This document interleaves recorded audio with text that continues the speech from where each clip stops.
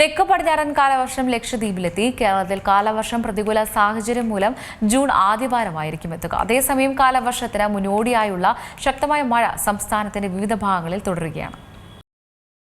കേരളം മൊത്തം മഴയാണ്. അങ്ങിങ്ങ് ചെറിയ തോതിൽ വെയിലുമുണ്ട്, ചിലപ്പോഴൊക്കെ ചൂടുമുണ്ട്. എന്താണ് ഈ കാലാവസ്ഥ മാറ്റമെന്നായിരിക്കും എല്ലാവരും ചിന്തിക്കുന്നത്. അതെ, കാലവർഷം എത്താനുള്ള തീയതിയായി, എന്നിട്ടും കനത്ത മഴ കേരളത്തിലില്ല. പക്ഷേ തെക്കു പടിഞ്ഞാറൻ കാലവർഷം ലക്ഷദ്വീപിലെത്തിയിട്ടുണ്ട്. ഇതുമായി ബന്ധപ്പെട്ട റിപ്പോർട്ടുകൾ കേന്ദ്ര കാലാവസ്ഥാ വകുപ്പ് നൽകുന്നുണ്ട്. ഇന്നലെ കേരളത്തിൽ കാലവർഷം എത്തുമെന്നായിരുന്നു കാലാവസ്ഥാ വകുപ്പിന്റെ പ്രവചനം. എന്നാൽ പ്രതികൂല സാഹചര്യം കാരണം കാലവർഷം എത്താൻ ജൂൺ ആദ്യവാരമെങ്കിലും ആകുമെന്നാണ് കാലാവസ്ഥാ നിരീക്ഷകർ പറയുന്നത്. ജൂൺ 4 കാലവർഷം ശക്തമായിട്ട് തന്നെ കേരളത്തിൽ എത്തുമെന്നാണ് പറയുന്നത്. കാലവർഷം എത്തിയെന്ന് സ്ഥിരീകരിക്കാൻ ചില മാനദണ്ഡങ്ങളും പൂർത്തിയാക്കേണ്ടതുണ്ട്. അതേസമയം തെക്കു പടിഞ്ഞാറൻ തെക്കു കിഴക്കൻ അറബിക്കടലിലെ കൂടുതൽ മേഖലകളിൽ കാലവർഷം സജീവമായിട്ടുണ്ട്. ലക്ഷദ്വീപിന്റെ തെക്കേ ദ്വീപുകളിലും കാലവർഷം എത്തി.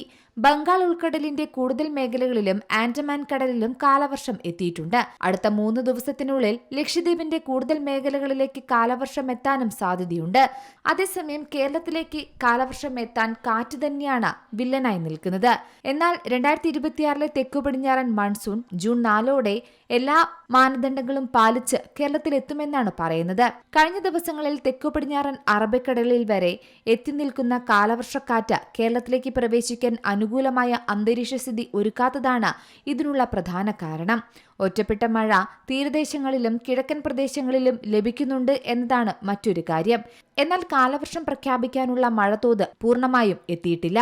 മെയ് 10 ശേഷം ലക്ഷദ്വീപിലെ മിനിക്കോയ്, അമിനി, കേരളത്തിലെ കൊച്ചി, തിരുവനന്തപുരം, കോഴിക്കോട്, കർണാടകയിലെ മംഗലാപുരം വരെയുള്ള കേന്ദ്ര കാലാവസ്ഥാ വകുപ്പിന്റെ 14 സ്റ്റേഷനുകളിൽ 60% തുടർച്ചയായ 2 ദിവസം 2.5 മില്ലിമീറ്റർ മഴ ലഭിച്ചാൽ കാലവർഷത്തിന്റെ മഴ മാനദണ്ഡം പൂർത്തിയാക്കിയതായി മനസ്സിലാക്കാം. എന്നാൽ തെക്കൻ കേരളത്തിലും മധ്യ കേരളത്തിലും ഒറ്റപ്പെട്ട മഴ ലഭിക്കുന്നുണ്ടെങ്കിലും വടക്കൻ ജില്ലകളിൽ മഴ കുറവാണ്.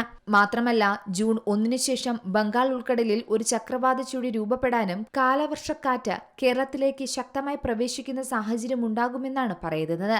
അങ്ങനെ വന്നാൽ ജൂൺ 3 അർദ്ധരാത്രിയോടെ തന്നെ കേരളത്തിൽ എല്ലായിടത്തും മഴ ലഭിച്ചു തുടങ്ങും. News desk C Malayalam news. ഏറ്റവും പുതിയ വാർത്തകളും വിശേഷങ്ങളും വിരൽത്തുമ്പിലറിയാൻ സി മലയാളം ന്യൂസ് എല്ലാ ഡിജിറ്റൽ പ്ലാറ്റ്ഫോമുകളിലും ലഭ്യം.